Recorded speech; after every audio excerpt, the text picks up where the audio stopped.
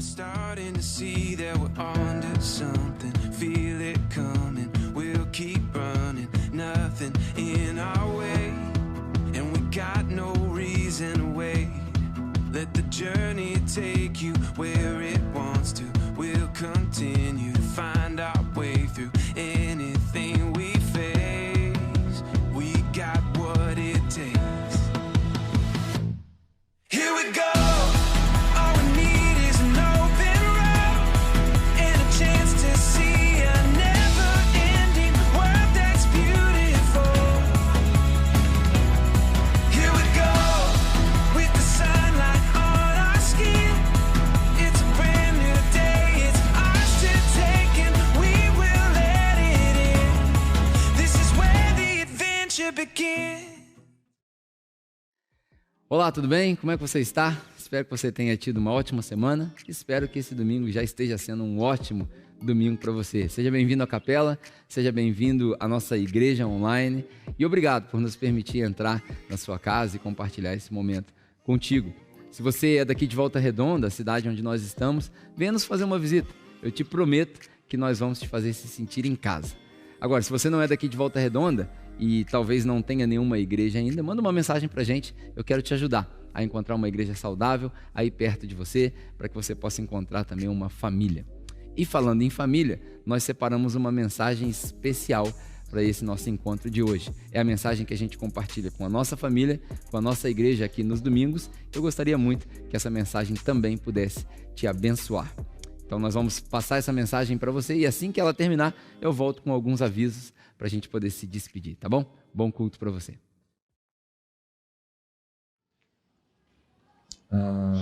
Vamos orar? Incrível Deus, é sempre um prazer estar reunido em família, é sempre um prazer estar com pessoas que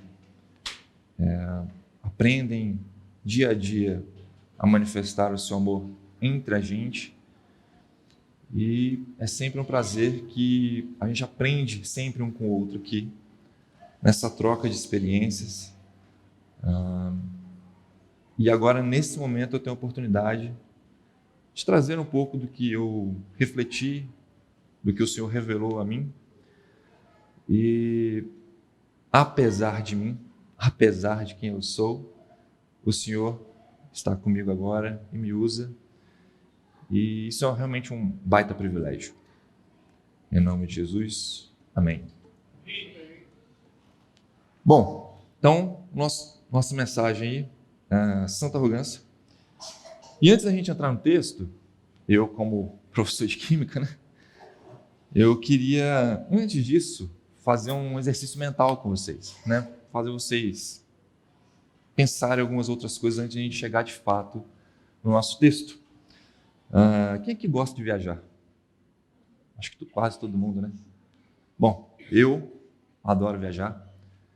E eu acredito que a grande maioria aqui, principalmente quem viajou de carro, a maioria das pessoas que viajou de carro aqui deve ter viajado aqui, tirando os aventureiros aí, deve ter viajado numa velocidade média aí de 110 km por hora. Não, mas você não é referência, não. Você... Tá, 110 km por hora. Vamos pegar essa média aí. Um cara, quando ele está andando de moto dentro da cidade, também velocidades médias, tá? Por favor. Ele anda aí entre altos e baixos, uma velocidade média de 80 km por hora dentro da cidade. Você também não é referência, não. E em 2009, o homem lançou no espaço uma sonda chamada Voyager 1. E essa sonda, ela viajava, eu vou arredondar, era 77, eu vou arredondar para 80, para ficar a 80 km por segundo. Por segundo. Isso, transformado em quilômetros por hora, equivale a mais ou menos 278 mil quilômetros por hora. Essa era a velocidade dessa sonda, lançada em 2009. É a velocidade máxima dela. Claro, eu fiz contas aqui, de conta de padeiro, eu não estou considerando a velocidade média da nave, etc e tal, nada disso. Mas ela saiu daqui em 2009 e ela chegou em Plutão, dentro só do nosso sistema solar, tá? Ela chegou em Plutão em 2015. E ela viajava a uma velocidade de 278 mil quilômetros por hora. Vocês estão entendendo que eu estou falando só do sistema solar?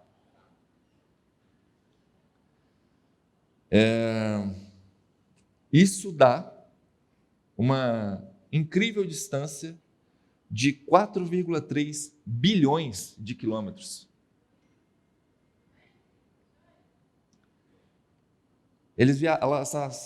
Essa nave ela viajou a mais ou menos 2.500 vezes mais rápido do que o que a gente está acostumado a andar, esses 110 km por hora aí.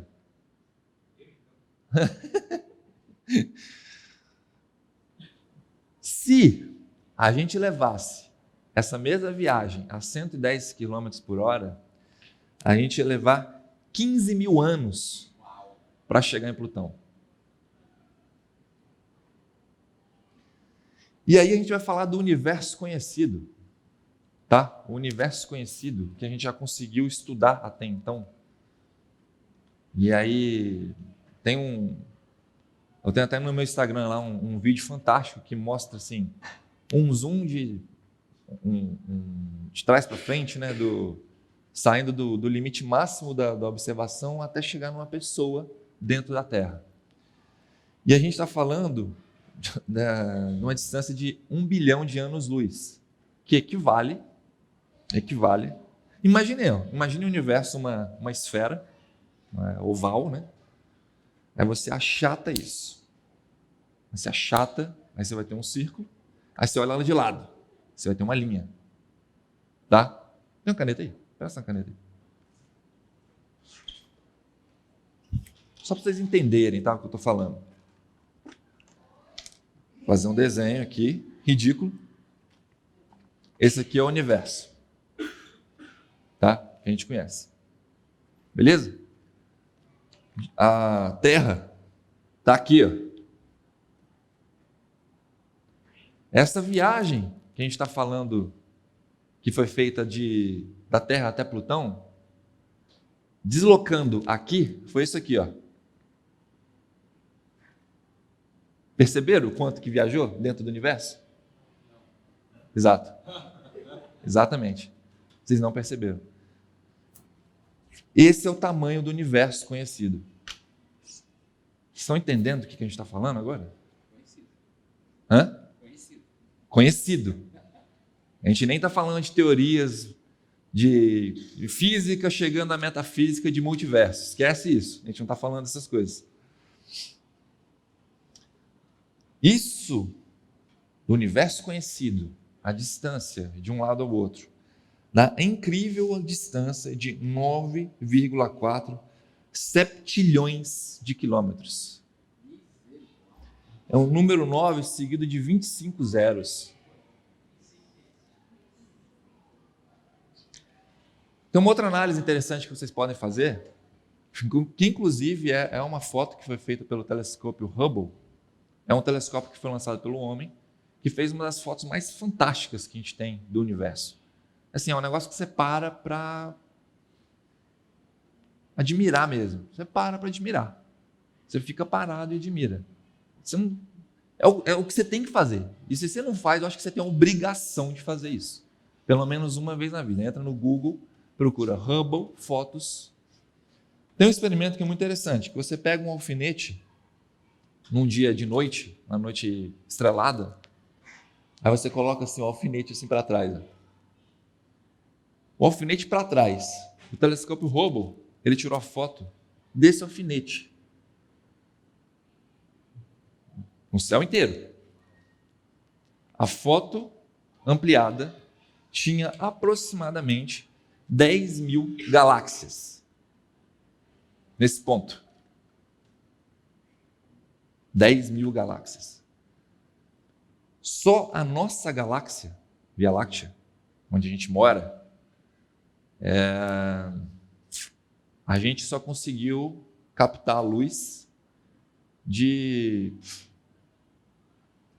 menos de 1/100 das estrelas que estão na região ali chegando até a gente. Estou terminando meu exercício mental com vocês, tá? Acompanha comigo aqui para vocês não viajarem. Se a gente tivesse um telescópio a 13 bilhões de anos-luz de distância da Terra e a gente olhasse para a Terra, a gente ia ver a criação da Terra, porque essa luz ainda está viajando até lá, com essa informação. Tem 4 filósofos brasileiros que eu gosto muito. Eles têm seus méritos e as coisas que eu discordo completamente deles. Na minha humilde ousadia, eu discordo deles. São pessoas muito mais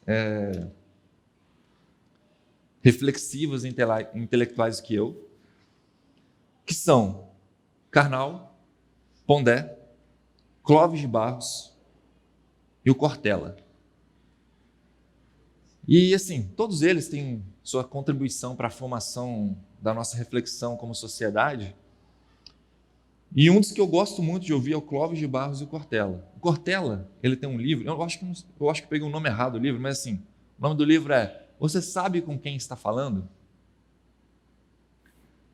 Eu copiei o texto aqui na íntegra, mudei só uma coisinha ou outra, mas o texto fala assim, ó, você é um entre 7 bilhões de indivíduos pertencentes a uma única espécie, entre outras 3 milhões de espécies classificadas, que vivem em um planetinha, que gira em torno de uma estrelinha,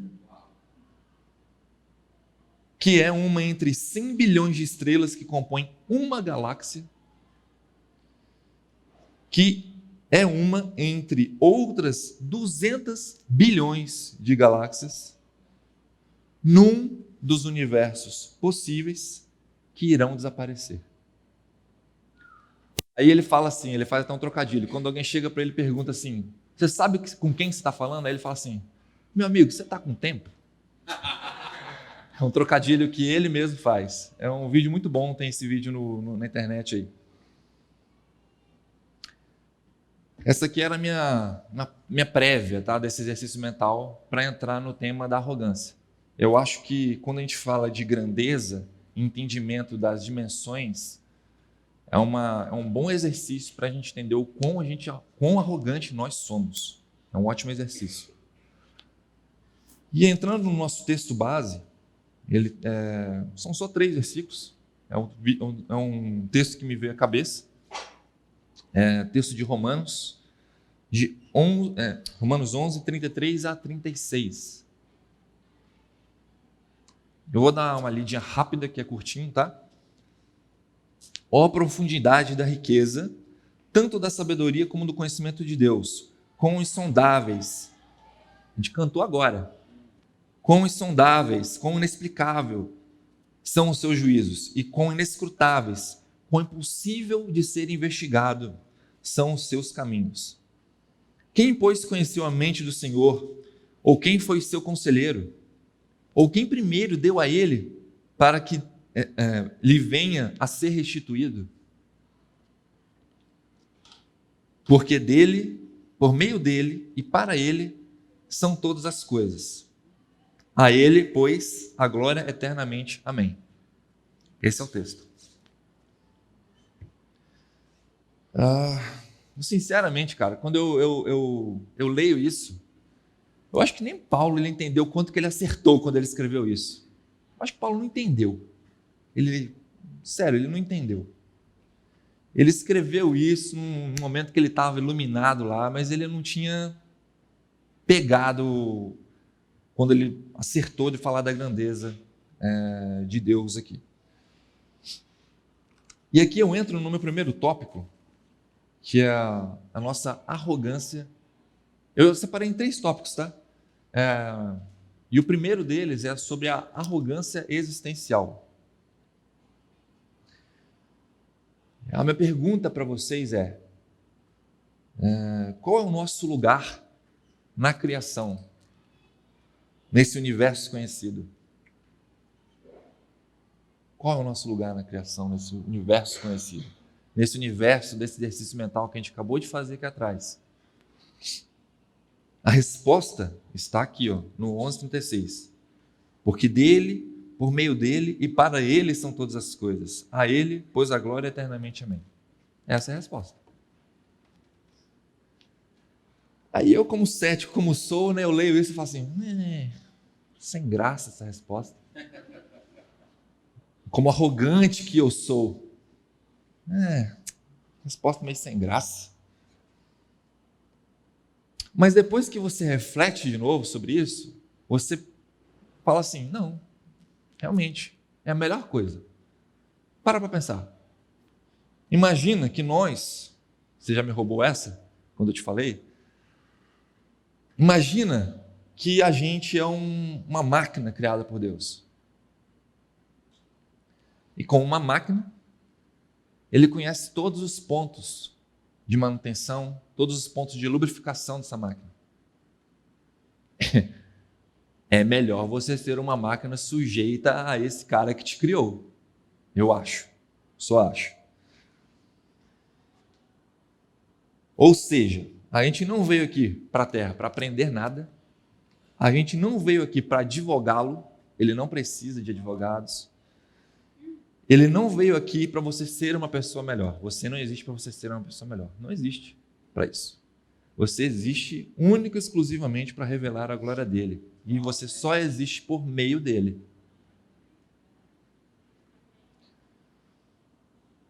Eu existo apenas para a glória dele. Fora que, além disso, quando você lê a Bíblia, Deus tem umas pegadinhas, né? Na hora que você vai ler algumas coisas, Deus tem umas pegadinhas. Porque ele, tipo assim, quando ele nos revela algumas coisas na Bíblia, ele dá algumas sugestões e ordenanças de prática desse estilo de vida cristão. Eu não vou nem falar de crença, fé, nada disso. Eu estou falando do estilo de vida cristão. Ele dá algumas sugestões e ordenanças. Por exemplo, algumas delas a gente tenta praticar aqui. Tenta. Vida em comunidade, leitura bíblica, servir colocando o próximo acima de nós mesmos e com amor. E por aí vai. Tá? Ele não te explica por que ele fala isso. Ele só manda, faz. Porque ele conhece a máquina que ele criou. Ele sabe os pontos de lubrificação. Ele sabe onde tem que fazer a manutenção. E ele sabe que com essa prática você vai ter o seu melhor funcionamento, digamos assim.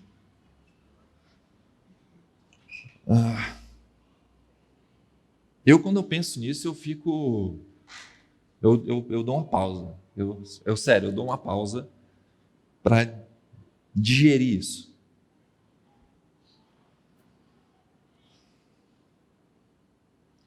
Mas não, a gente abre mão dessa existência nele. A gente abre mão das práticas propostas por ele. E aqui eu roubando outras frases que vocês já devem ter ouvido por aí. Se existe um Deus, existe um jeito certo de se relacionar com ele. Se existe um Deus, existe um jeito certo de se relacionar com ele. Mas não, a gente abre mão dessa prática e adota uma vida hedonista. A gente troca o propósito como espécie e como nosso lugar na criação. A gente abre mão desse propósito e troca colocando os prazeres no lugar. A busca de prazeres passa a ser o nosso propósito.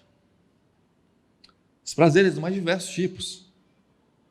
Sexual, comida, consumos. Nesse ritual nosso aqui de domingo. A gente faz isso aqui mais por causa da gente do que por causa de Deus. Há de convir comigo.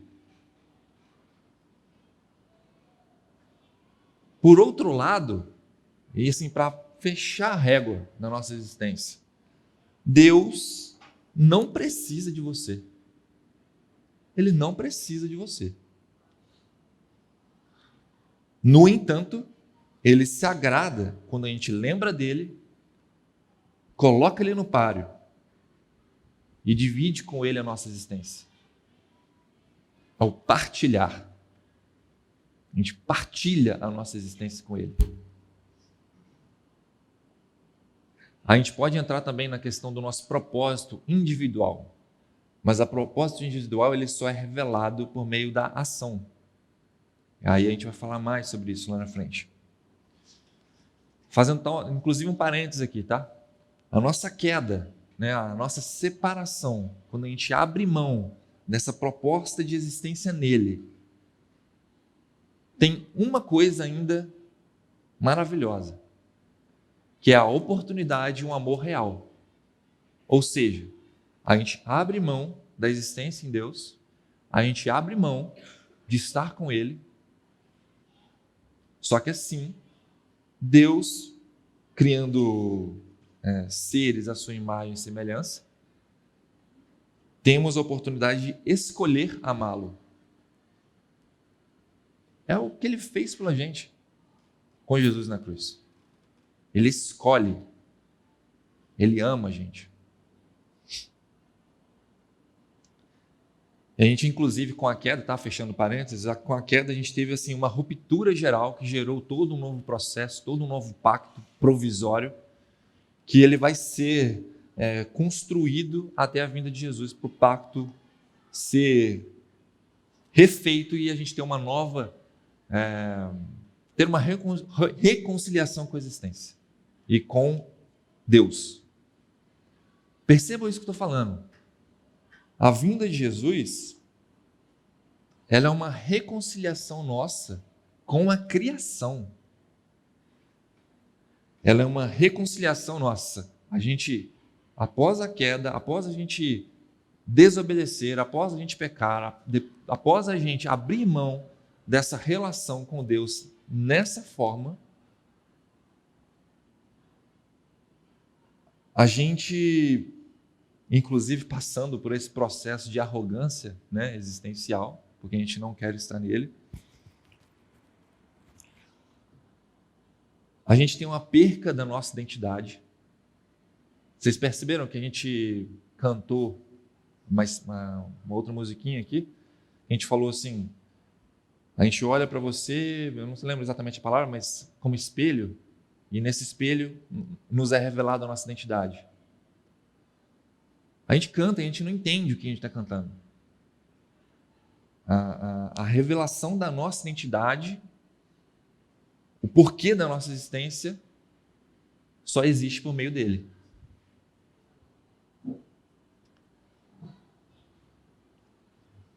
E aí eu deixo a primeira máxima sobre a nossa arrogância existencial.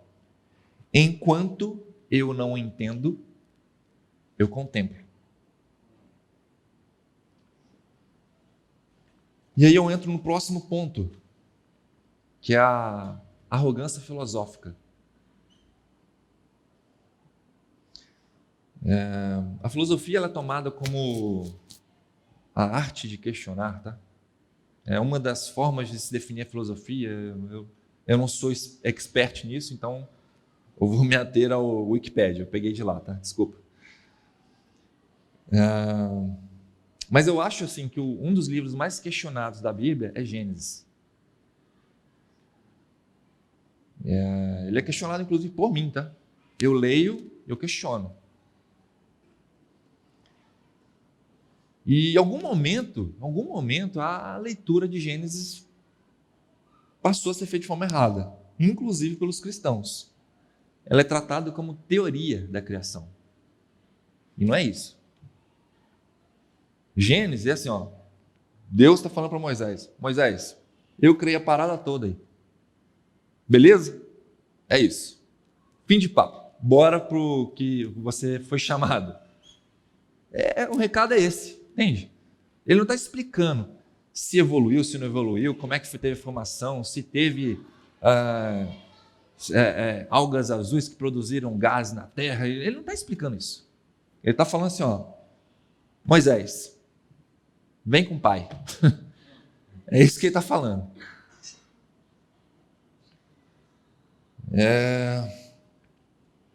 Só que a gente trata isso como teoria.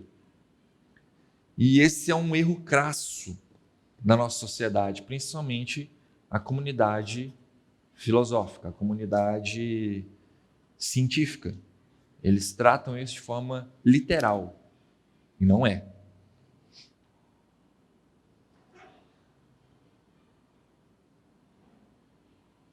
Ele chega, Deus fala para Moisés e fala assim, ó, vem comigo para eu te explicar quem criou tudo. Antes de introduzir a profecia principal, que era o Cristo, antes de entrar na história do povo, antes de iniciar a construção da genealogia de Jesus e por aí vai. Percebe o que Deus faz? Ele chama ele para existir nele. É o que eu estava falando antes. Ele chama Moisés para existir nele. Ele não está falando assim, ó, vem aqui que eu vou te explicar o que aconteceu na criação do mundo. Não é isso. E aqui eu faço um parênteses, tá? Só para explicar a diferença entre teoria e tese. Importante. Teoria. Eu aportuguesei bem aqui, ou melhor, eu coloquei com a versão do Marcos aqui. Construção do raciocínio para explicar um padrão percebido. É uma teoria. O que é a tese? É a comprovação da teoria por meio de experimentos, inclusive sendo reproduzível. Tá? Segundo parênteses. O crente tem um problema enorme com a evolução. As Origens das Espécies de Darwin. É um livro fantástico, recomendo que todo crente leia. A gente não lê nem a Bíblia, vai ler a Origem de Darwin. Eu acho que a gente tem dois tipos de crentes. Os que fingem que acreditam para não passar de burros. E os que não acreditam, mas também não comentam. Eu acho que só tem esses dois tipos.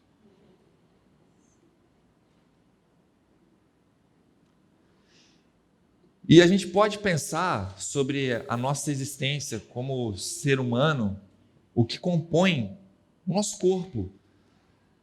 A gente passa por alguns elementos, tá? Eu como químico vou falar, vocês me desculpem a chatice aí de professor. A gente tem carbono, oxigênio, hidrogênio, nitrogênio, fósforo, enxofre. São os principais elementos do nosso corpo. Sendo que o hidrogênio ele é um dos mais abundantes no universo. Hidrogênio e hélio, se não me engano.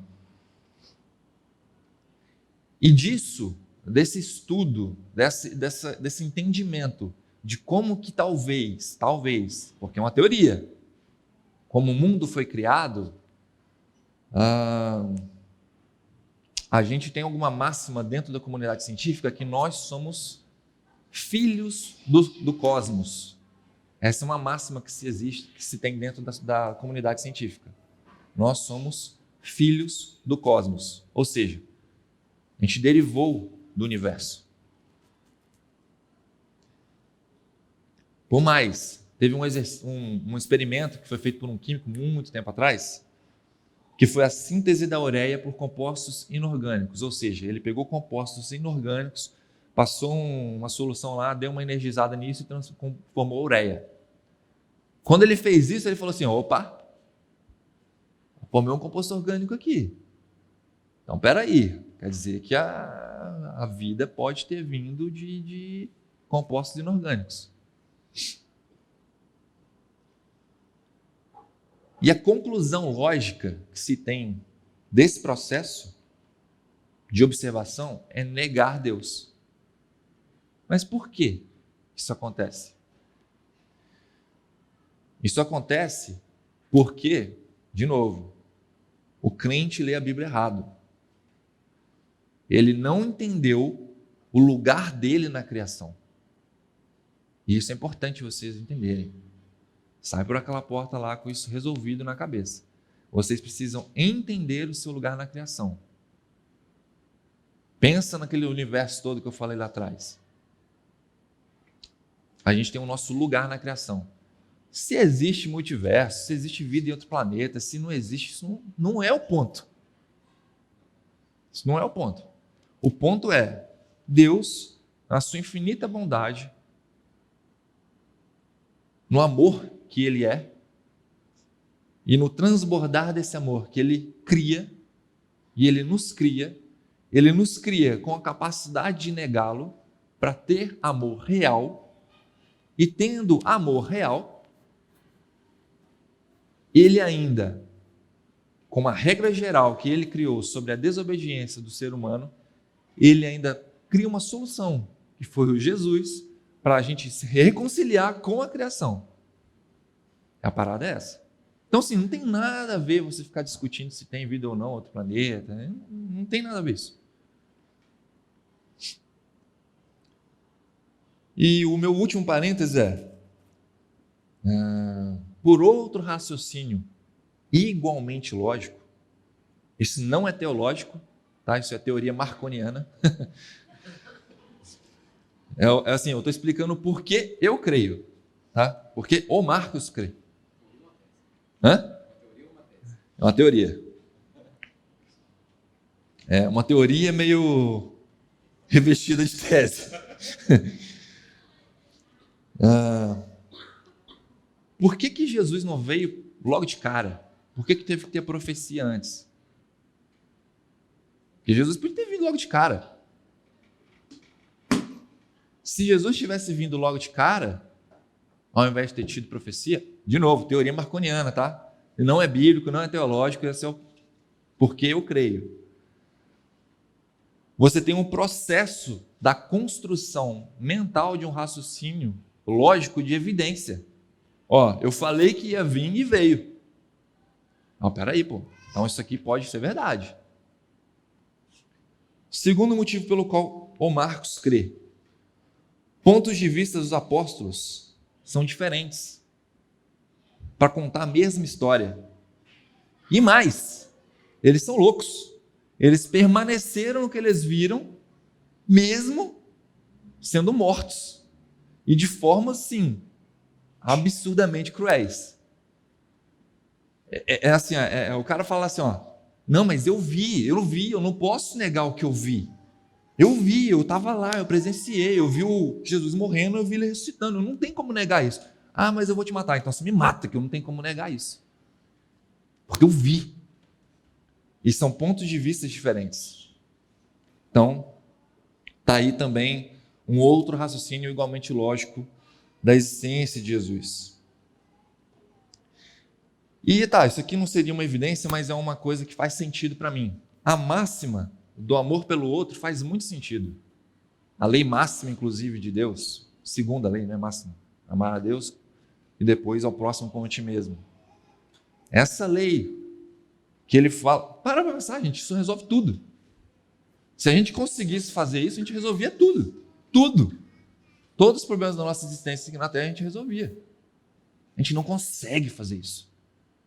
Eu tenho ranço do Pedro quando ele me enche o saco no WhatsApp. Vocês estão entendendo? Eu não consigo amar. É difícil. É muito difícil.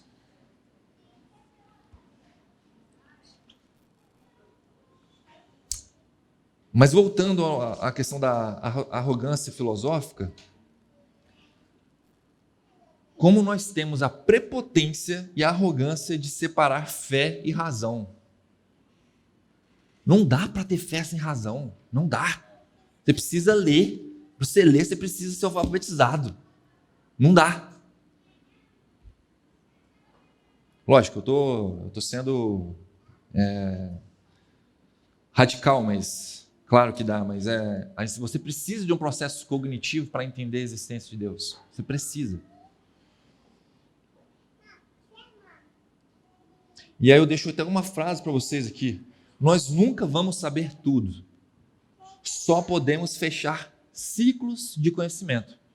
Pegaram? A gente não vai ter como saber tudo. A gente só consegue fechar ciclos de conhecimento. Isso implica em não se ofender fácil com questionamentos, nem com divergência de pensamentos. Isso implica o que não sabemos sempre consuma revelação divina. Essa aqui é maneira, hein? Acompanha comigo. Essa aqui foi até uma discussão que eu teve com a Regilane lá no Conexão, lá na casa da Ju. A gente está falando que o Reynold, ele teve um problema aqui, todos sabem aqui, ele teve câncer. Acho que câncer, foi câncer, né? E ele foi curado.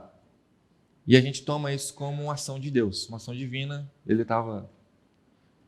Ele foi tratado como um cara que não tinha cura. Aí a gente pode fazer 2 raciocínios. Foi cura de Deus mesmo. Mas também pode ter sido alguma condição natural do corpo dele que fez com que ele se curasse. Isso nega Deus? Não nega. Então, pega de novo o raciocínio. O que não sabemos sempre consuma em revelação divina. Pegaram? Se ele foi curado por Deus por uma ação milagrosa, ou se for uma questão natural que Deus colocou nele, porque ele só existe por meio dele, no final das contas, tudo converge na glória de Deus. Pegaram? Saber certas coisas não é prático, mas muda a sua prática. Pegaram? E aí, para fechar aqui a nossa arrogância filosófica, eu deixo uma segunda máxima. Enquanto eu não entendo, eu amo. Por fim, para a gente chegar aqui na última, falar sobre a nossa arrogância cristã. A gente pode ler aqui de novo, Romanos 11:33. Profundidade da riqueza, tanto da sabedoria como do conhecimento de Deus. Quão insondáveis são os seus juízos e quão inescrutáveis são os seus caminhos. A real é que todo mundo é meio ignorante. E crente costuma ser um pouco ignorante em algumas áreas. Eu quis pegar leve. Existem ateus ignorantes, mas também existem crentes ignorantes. Existe ignorante na sociedade como um todo. Ignorante, gente, não é a pessoa que é estúpida, é a pessoa que não conhece alguma coisa. E eu ainda coloco um plus aí nesse ignorante do cristão, que ele é preguiçoso. Por quê? Porque ele quer responder tudo na crença. E tem coisa que não tem que ser respondida na crença em Deus. Não sei, mas glória a Deus. Não, peraí, Tem coisa que você tem que pegar, ler, estudar, aprender, responder, desdobrar o assunto e chegar numa conclusão. Isso faz parte isso faz parte da ação, do porquê individual de nós termos sido criados. A gente tem a criação coletiva, o porquê da criação coletiva, sermos criados para a glória de Deus. Só que o nosso propósito individual ele só está na ação. E a ação passa, sim, pela construção e por um processo racional. Passa por esse processo. Inclusive, grandes cientistas da nossa sociedade, eles nasceram de origens cristãs. A gente pode pegar o Copérnico lá. Copérnico que falou que a Terra era redonda, depois falou que a Terra girava em torno do Sol. Hoje a gente entende que o Sol e a Terra estão numa dança gigante na galáxia, e a galáxia está girando em torno de outras coisas, e lá, por aí vai. É um cara que contribuiu muito para o avanço da nossa sociedade, avanço científico. Eles estudavam a Bíblia e a existência como uma coisa só. E é assim que o crente tem que fazer. Ele tem que estudar a Bíblia e a existência como uma coisa só. Porém, muitos de nós endossamos essa separação, essa dicotomia. A Bíblia, ela revela... Eu costumo dizer que a Bíblia ela tem 3 grandes ensinamentos. De novo, coisa do Marcos, não é teológico, tá? A Bíblia te ensina o plano de salvação, a revelação especial por meio de Jesus, a Bíblia te ensina como se relacionar com Deus e a Bíblia lhe sugere, ela lhe ensina como se relacionar uns com os outros. Se você resolver essas 3 coisas, você está muito bem. Você é um crente, ó, top. E, inclusive, a gente é hipócrita, né? O crente é muito hipócrita, porque a gente desfruta de muita coisa, muito conforto no nosso dia a dia, do processo cognitivo do ser humano. Não foi Deus que criou a internet, não foi Deus que criou a câmera, não foi Deus que criou o ar-condicionado. Na real, Deus não está nem preocupado se o ar-condicionado está ligado ou não. Acredito eu, tá? Ele não está preocupado com isso. E aí eu deixo uma frase. A verdade é que o cristão abriu mão da razão por misticismo bíblico. Misticismo, e aí eu vou entrar justamente no ponto que eu falei lá no início, que é o nosso legado. O misticismo bíblico, ele é duramente confrontado na academia. Duramente confrontado. E é o momento no qual vocês, pais, perdem o legado de vocês na faculdade. É nesse momento que vocês vão perder os filhos de vocês. O legado que está ali naquela salinha ali, ó. Por quê? Porque a gente adota um misticismo bíblico.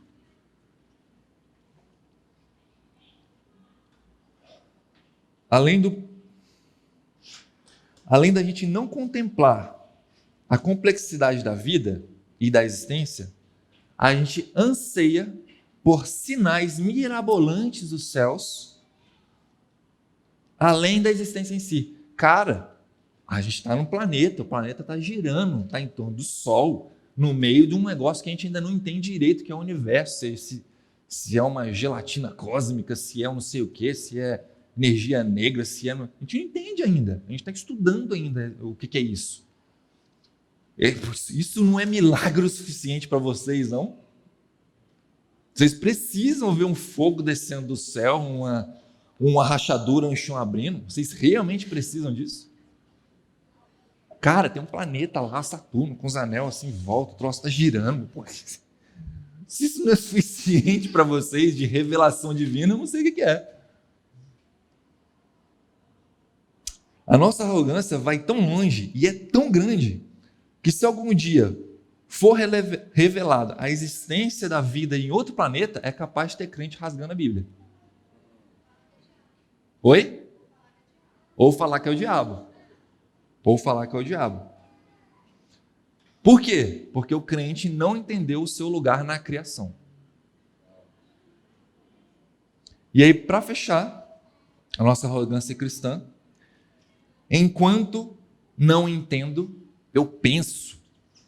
O crente tem que pensar. Para fechar a mensagem, tem um astrofísico que eu gosto muito, chamado Neil deGrasse Tyson. Ele é um astrofísico que inclusive gravou uma série chamada Cosmos, uma Odisseia no Espaço-Tempo. Ele fez uma regravação de uma série do Carl Sagan, tá? Obviamente não é bíblico, gente, tá? Não é bíblico. De novo, puramente científico. Mas é válido. Eu acho que todo crente deveria ver aquela série. Muito boa, muito boa. E parafraseando o que ele disse em das várias palestras que ele dá nos Estados Unidos lá, que talvez somente sejamos capazes de entender o cosmos e explorá-lo quando tivermos unidade como indivíduos e espécie. Pare e pensa, vocês estão falando da Bíblia. Ele falou a Bíblia sem saber. A gente não tem unidade como indivíduo e espécie. Não tem. A gente não sabe o nosso lugar na criação. E a minha humilde sugestão, para vocês é que nunca parem de contemplar, de amar e de pensar. E eu deixo a reflexão para vocês aqui. Qual dessas 3 arrogâncias vocês mais têm falhado? Valeu.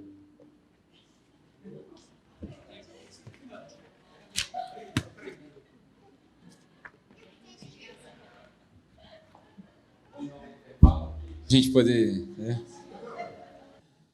Vamos dar um intervalo para a gente pensar, porque o programa ao vivo, rapaz, vou te falar um negócio, estou sem palavras, estou sem palavras, uau, eu acho que a gente precisa encontrar mais pensadores assim, você não concorda? Eu tenho certeza que você vai, se você não anotou, porque eu anotei um carrilhão de coisas, tinha hora que eu virava para minha esposa e falava, o que ele falou mesmo? Não deu para anotar tudo. Domingo a mensagem vai sair no YouTube. Eu te aconselho a assistir, e sinceramente, eu te aconselho a seguir cada uma dessas referências que ele deu. Felizmente, essas referências que ele deu são coisas que eu gosto de acompanhar, né? O Neil deGrasse, essas coisas, mas vale a pena você pesquisar. Tem tudo que você falou, do lado científico, do questionador, do filosófico, já tem recurso para você assistir na televisão. Essa semana foi lançada uma série, gente, sem brincadeira, você compra por $4, isso dá R$20. É uma série sobre Gênesis do ponto científico, discutindo a teoria da evolução. Custa $4. Tem legenda em português. Quem quiser, depois você me manda, que eu vou te mandar o link. Eu vou comprar ao invés de alugar. Para comprar custa $14, dá o quê? R$60. É um negócio para você sentar, estudar e falar assim, eu estou preparado para defender minha fé. Eu não vou ter mais essa arrogância existencial, nem filosófica, e muito menos cristã. É uma mensagem para se pensar. Hoje nós vamos sair daqui, as conexões vão fritar. Depois, quem quiser as minhas anotações, pode me chamar, que eu estou vendendo por R$21,99. Não, a minha anotação tem mais coisa. Foi muito bom. Gente, para quem está nos visitando, a nossa casa é assim mesmo, é uma casa de discussão, todo mundo tem liberdade para entender coisas diferentes. Eu espero que você tenha sido abençoado com essa mensagem, espero que você saia daqui com esse pensamento e, principalmente, se foi muita coisa para você, chegar em casa, abre Romanos 11 e lê, cara. E lembra da música. Quão insondáveis são os seus juízos. Porque dele, por ele e para ele são todas as coisas. É a música que a gente cantou, é o texto de Romanos, é a mensagem que vai muito além de um entendimento superficial. Realmente não é uma mensagem para domingo, é coisa para você ficar mastigando isso daí até domingo que vem. Bom, é isso. Eu espero que você tenha sido edificado por essa mensagem, espero que você tenha percebido o valor nessa mensagem e que ela possa te fazer pensar e te ajudar a se transformar um pouquinho a mais cada dia.